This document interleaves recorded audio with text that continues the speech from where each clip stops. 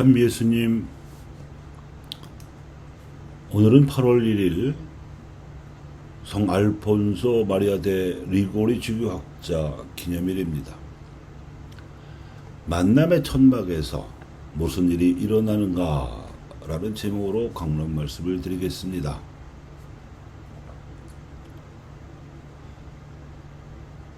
(18세기) 이태리에서 활약한 그는 구속주 수도회를 설립하는 한편 올바른 그리스도인들을 위한 설교와 저술에 힘을 써서 현대 가톨릭 윤리 신학의 기틀을 세웠습니다. 윤리 신학은 교회 신학에 바탕하여 그리스도인들이 지켜야 할 계명에 대해 논하는 신학의 한 갈래입니다. 믿을 교리를 담고 있는 교회 신학과 지킬 계명 교리를 담고 있는 윤리 신학을 합하여 조직 신학이라고 합니다. 조직 신학은 성서 신학의 뿌리를 내리고 실천 신학으로 열매를 맺습니다. 먼저 믿을 교리는 신구약의 전체 성서, 특히 예수 그리스도의 가르침과 행적을 기록한 복음서를 바탕으로 하여 주요한 계시 내용을 해석한 짜임으로 되어 있습니다. 우리 교회가 시작되어 로마 제국의 박해를 이겨내고 로마 제국 관할권으로 신학이 퍼져나갈 무렵에 정비이 되었던지라 믿을 교리는 당시 로마 제국을 사상적으로 이끌던 그리스 사상의 논리와 언어로 표현되었습니다. 창조주이신 하나님, 구세주이신 예수님, 인도자이신 성령, 이 세 하느님께서 하나의 같은 위격으로 존재하시면서도 세 가지 다른 역할로 인간을 구원하신다는 오랜 성찰 끝에 삼위일체 교리가 완성되었고, 이 바탕 위에 교회 안에서 이룩되는 구원의 신비를 담았습니다.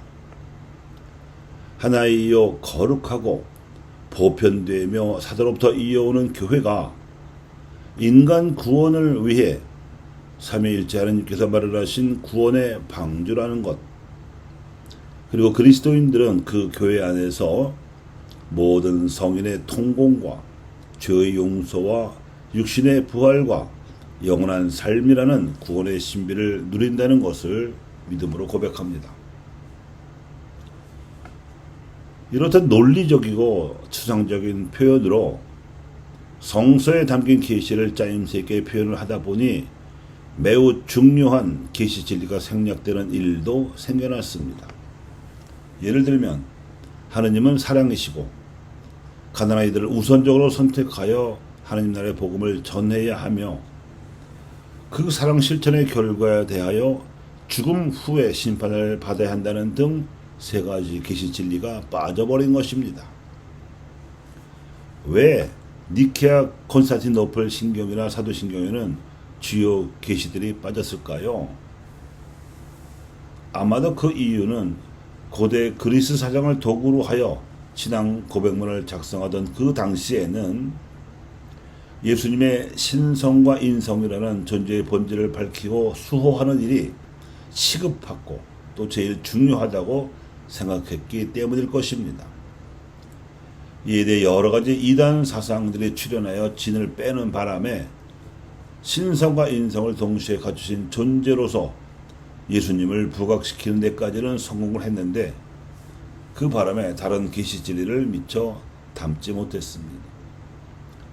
그래서 일단 십계명에 담긴 지킬 계명의 대전제가 믿을 교리라는 인식이 그리스도인들에게 확실하게 박혀 있어야 했습니다.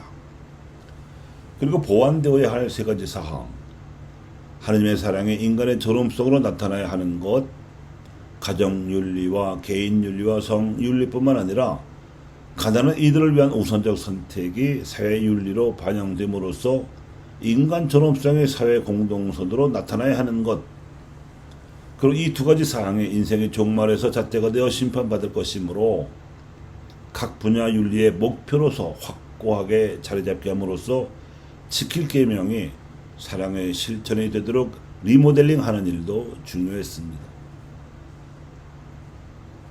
알퐁소가 심혈을 기울여 노력한 일은 고대의 교부들이 미처 삼지 못한 계시 진리까지 포함시켜서 이 믿을 교리를 지킬 계명으로 구체화시키는 일이었습니다. 그 결과 모세로부터 전해 내려온 십계명에 대하여 유대교식의 낡은 해석을 벗어나서 사랑의 계명으로 새롭게 해석하는 작업이 광범위하게 진행되었습니다. 이 신학 작업 역시 당대의 사유 방식에 따라서 진행되었습니다. 즉 믿을 교리가 고대 그리스의 사고방식을 수단으로 하여 진행되었듯이 지킬 계명은 중세와 근세 유럽을 사상적으로 이끌었던 토마스 아퀴나스의 사상에 따라서 엄정하게 진행되었습니다. 그리고 이 작업은 아직까지 진행 중인 바 제2차 바티칸 공회를 거치면서 다시 가톨릭 사회 교리를 반영하고자 하는 교리 쇄신 작업으로 이어지고 있습니다. 이 일을 수행함으로써 현대 가톨릭 윤리신학의 기틀을 마련했던 성 알퐁소 마리아 데 리고리 주교학자를 교회가 전례에서 기념하는 뜻이 여기에 있습니다.